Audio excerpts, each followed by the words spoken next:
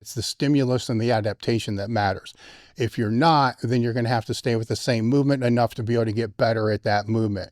When you're dealing with movements that are in a 4 to 6 range, if you're an intermediate lifter, you might be able to get 3, maybe 4 weeks out of that movement.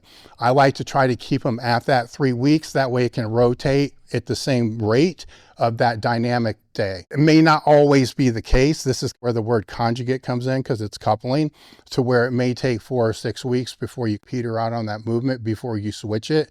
It may be less. If it's less, no big deal. Just pick a different movement, put it in there.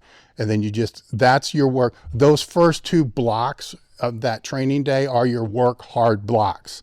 Anything that's after that, which falls into the accessories, most of the time I'm just going to tell people, just do your bodybuilding shit.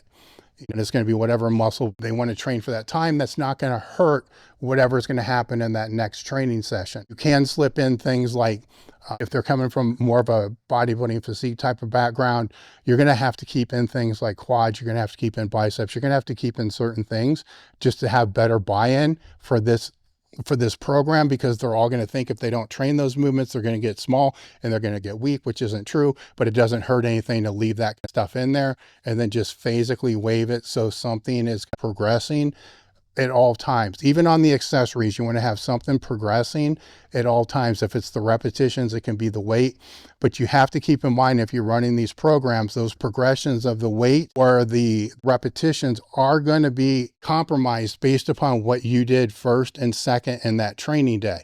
So if you have flat dumbbell presses as an accessory movement and it's an upper body day, and you did max effort floor press for a heavy triple, then you actually felt good and you went up and did a single, and then you hit your rolling tricep extensions hard for the 4 to 6 sets of 4 to 6 or whatever it's going to be in there. And then that third movement you're going to do is going to be your dumbbell presses. Your dumbbell presses are probably going to be compromised.